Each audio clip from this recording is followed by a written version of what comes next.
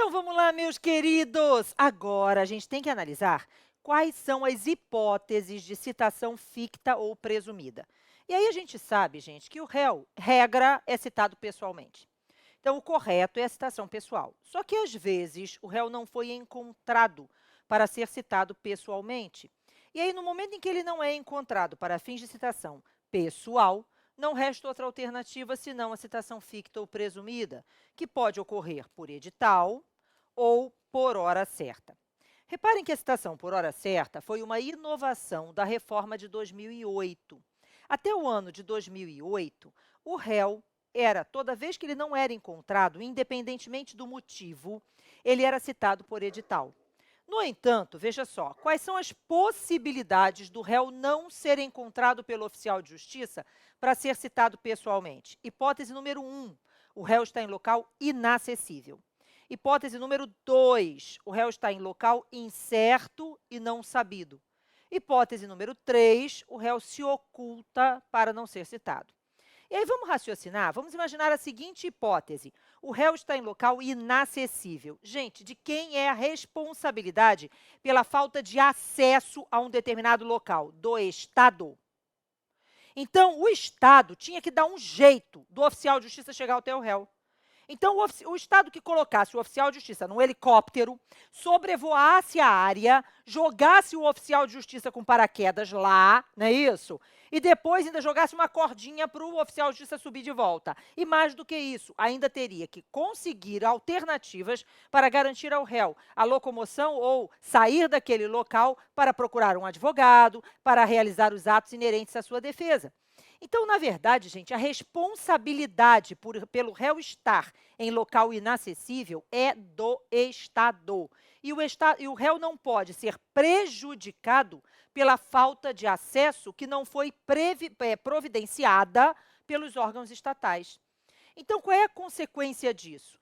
Toda vez que o réu está em local inacessível, ele vai ser citado por edital. Ficou claro? Então, réu em local inacessível, citação por edital, ok? Mas, veja, existem casos em que o oficial de justiça vai à procura do réu no endereço que consta nos autos e não o encontra. E aí, o não encontrar o réu, gente, não significa que o réu fugiu. Pode significar que aquele endereço está errado. Pode significar que o réu, que não sabia do processo, pois ele nem foi citado. Então, que aquele réu, na verdade, não mora mais ali, entenderam? E aí, nesse caso, quando o oficial de justiça chega no endereço que consta dos autos e não encontra o acusado naquele local, porque o réu não mais reside ali, porque o réu nunca residiu ali e tal, o oficial deve diligenciar junto à vizinhança e tal, para verificar se alguém sabe o local em que o réu se encontra. E se isso acontece, se alguém naquela localidade sabe indicar onde o réu está, o oficial de justiça vai até o réu. Mas, se ninguém souber indicar onde o réu está, se o oficial realmente não conseguir localizar o acusado, o oficial de justiça vai certificar nos autos que o réu se encontra em local incerto e não sabido. Nesse caso, e aí somente, veja, preste atenção.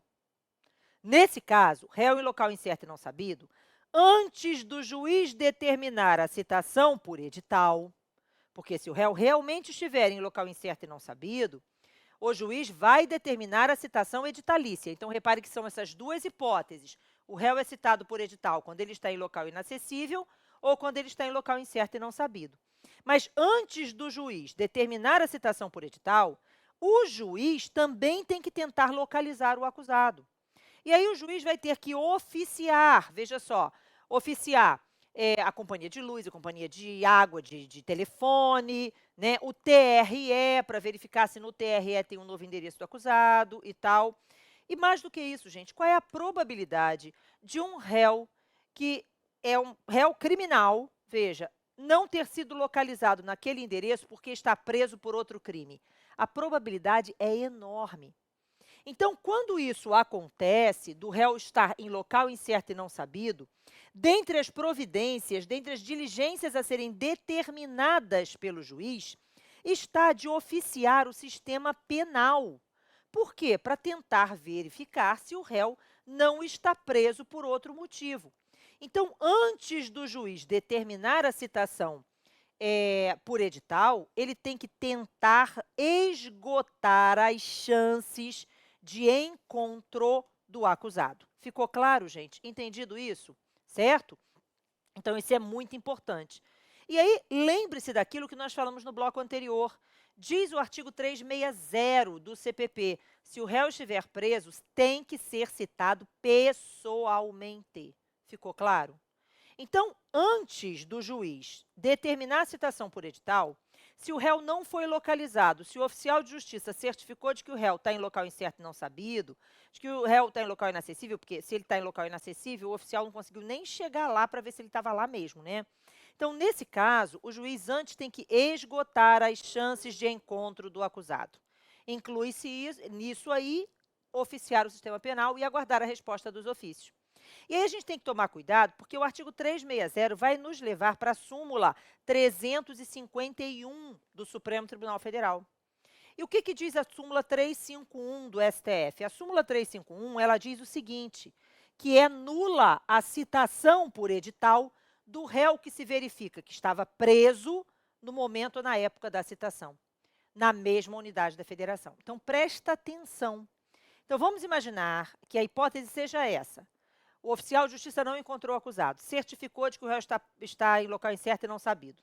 O juiz determinou a citação por edital sem procurar encontrar o réu antes, certo? E depois a gente descobre que na época da citação o réu estava preso. Gente, se ele estava preso, ele estava sob a custódia do Estado. Como é que o Estado está dizendo que o réu está em local incerto e não sabido? Isso não se justifica. Então, a consequência é a nulidade. E aí o entendimento é de que a nulidade, se o réu estiver preso na mesma unidade da federação, a nulidade é absoluta. Se o réu estiver preso em outra unidade da federação, a nulidade será relativa. Ficou claro isso? Entendido, gente? Então, veja só, quem é citado por edital? O réu que está em local inacessível ou o réu que está em local incerto e não sabido. Ficou claro? Mas agora, e quando o réu está se ocultando para não ser citado? Então, imagine que o oficial de justiça chegou no endereço que consta nos autos para promover a citação do acusado e verifica que o carro do cara está na garagem, o porteiro chegou a interfonar, mas estão dizendo que ele não está, certo? E o oficial está vendo que é cedo, 6 da manhã, sei lá, 7 da manhã, o cara não saiu ainda, etc. E aí vem a questão. Peraí, Ana, nesse caso, se o oficial de justiça verificar, entender que o réu está se ocultando para não ser citado, o que ele faz? E aí, a reforma de 2008 alterou o artigo 362, ok? Artigo 362 do CPP. E o artigo... e antes, deixa eu anotar aqui, ó, o 360, que é o réu preso tem que ser citado pessoalmente, tem que estar vinculado aí, ó, à ideia da súmula 351 do STF, né? Da mesma forma, a citação por edital, ela não pode acontecer quando o réu está preso, ok? Mas aí, veja só, então o artigo 362, ele diz o seguinte, que o réu que se oculta para não ser citado, vai ser citado por hora certa. Só que o problema, eu peguei o código naquela hora, devolvi o código e acabei não vendo o que tinha que ver. Veja só, então, na verdade, olha só o que estabelece o seu artigo 362 lá do CPP, ok? O que diz o artigo 362? Parei no Código Eleitoral, ninguém merece. Veja só, artigo 362. E aí, veja, estabelece lá o artigo 362 que, olha só, verificando que o réu se oculta para não ser citado, o oficial de justiça certificará a ocorrência e procederá à citação por hora certa, na forma dos artigos 227 a 229 do CPC. Gente, esse aqui era o artigo do CPC antigo. O artigo hoje é o artigo 252 a 254 do CPC. Então, no novo CPC, o procedimento, né? Qual é o procedimento da citação por hora certa a ser adotado pelo oficial de justiça? Está nos artigos 352 a 354 do CPC. Então, o artigo 262 vai nos levar para o Código de Processo Civil, só que a gente tem que ir nos artigos atualizados, né? E aí, veja só a situação. Então, hoje, o oficial de justiça vai tentar encontrar o réu 2 vezes. Então, ele chegou lá para promover a citação do réu pessoalmente. Chegando lá, verificou que o réu está se ocultando para não ser citado. O que ele faz?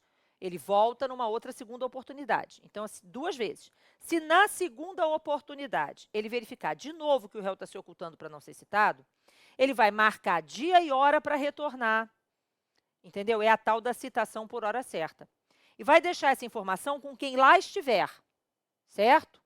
E aí, quando ele retorna, veja, se o réu não estiver naquele dia, naquele horário, naquele local, aguardando para ser citado, ele, na verdade, vai proceder à citação na pessoa de quem lá estiver.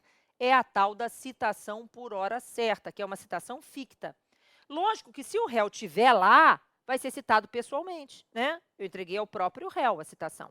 Mas, se o réu não estiver, então ele vai promover a citação por hora certa, dando o réu por citado na pessoa de quem lá está, entrega o mandado de citação e manda um telegrama em seguida, que não é citação via postal. Esse telegrama, ele se inclui no contexto da citação por hora certa, ok? Então, cuidado com isso. Quem é que é o réu que vai ser citado por hora certa? O réu que se oculta para não ser citado.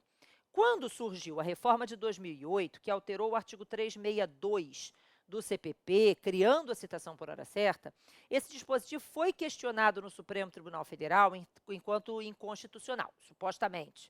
E o Supremo disse que não havia inconstitucionalidade na citação por hora certa no processo penal, ok? No entanto, a gente não pode confundir réu que está em local inacessível, citação por edital. Réu que está em local incerto e não sabido, citação por edital. Lembre-se, para citar por edital, tem que esgotar todas as chances de encontro pessoal do réu, ok? E, finalmente, réu que está se ocultando para não ser citado, citado por hora certa. Agora, vamos raciocinar aqui comigo em relação ao procedimento. Lembram que quando o réu é citado, ele é citado para apresentar a resposta à acusação. Vamos imaginar que tenha ocorrido a citação pessoal. Se ele foi citado pessoalmente, da data da citação pessoal, começa a fluir o prazo de apresentação da resposta, o prazo de 10 dias, né? No processo penal, nunca vai interessar juntada de mandado. Fica claro? Olha só, presta atenção. Os prazos no processo penal, nós vamos ter uma aula só para prazo, com certeza, né? Então, aí, quando você tem o prazo no processo penal, os prazos processuais penais são contados da efetiva citação, intimação ou notificação. Porque esse negócio de quando é que juntou o mandado, né, que acontece no processo civil, gera insegurança jurídica. Imagine o réu lá, pô, quando será que o oficial de justiça vai juntar o mandado? Isso gera insegurança. Então, o prazo no processo penal é sempre contado da efetiva intimação, citação ou notificação. Então, se o réu foi citado, veja, eu dispenso o dia do início, inclui o dia do final. Então, primeiro dia útil subsequente ao momento da citação, a data da citação, é o primeiro dia da contagem do prazo para apresentação da resposta. Quando o réu é citado por hora certa, veja, daquela data em que ocorreu a citação por hora certa, vai fluir o prazo de 10 dias para apresentar a resposta à acusação. Então, é uma modalidade de citação ficta, mas o processo vai continuar. E se o réu não constituir advogado e não aparecer, vai ser decretada a revelia dele, que é um tema que nós vamos observar na próxima aula, a questão da revelia no processo penal. Mas fato é, gente, que o que eu preciso que você entenda daqui, e isso é muito, muito importante, eu preciso que você entenda que quando o réu é citado por edital, ele é citado com um prazo para que ele compareça em cartório, então é publicado um edital de citação, lá com o nome do acusado, etc. e tal, e aí, veja, a partir da data daquele edital, existe um prazo definido em lei, normalmente 90 dias e tal, que vai ser o prazo para o réu comparecer ou mandar um advogado. Se ele comparece dentro desse prazo ou manda o advogado, veja, o que vai acontecer? Veja, nesse caso, da data do seu comparecimento ou do comparecimento do advogado com a procuração, vai começar a fluir o prazo para apresentação da resposta à acusação. E isso está lá no artigo 396, no artigo 396A. Não vou ler, não, você olha aí, tá? Agora, reparem, e se o réu citado por edital não comparecer nem mandar advogado? Aí é que vai entrar em pauta um artigo extremamente importante no processo penal, que é o artigo 366 do CPP. E aí, o que diz o artigo 366? O artigo 366, ele diz assim: réu citado por edital, que não comparece e não manda advogado, terá o processo suspenso e será também suspenso o prazo prescricional, podendo o juiz antecipar as provas que considerar urgentes e, se for o caso, decretar a prisão preventiva. Isso é o que estabelece o artigo 366 do Código de Processo Penal, ok? Então, réu, citado por edital, que não comparece e não manda advogado, terá suspenso o processo e será também suspenso o prazo prescricional, podendo o juiz antecipar as provas urgentes e, se for o caso, decretar a prisão preventiva. Então, vamos deixar logo claro aqui que essa decretação da prisão preventiva depende necessariamente dos pressupostos que autorizam a prisão preventiva. Ninguém pode ter prisão decretada só porque é revel, só porque também não pode porque é revel, só porque foi citado por edital. Veja, novamente, o fato dele ter sido citado por edital significa que ele não foi encontrado, não significa que ele fugiu. Então, na verdade, gente, quando é que o juiz vai decretar a prisão preventiva? Quando os motivos que autorizam a prisão preventiva, lá do artigo 312 e do artigo 313, estiverem presentes. Aí, nesse caso, a prisão é decretada. Se não, não. Ficou claro, gente?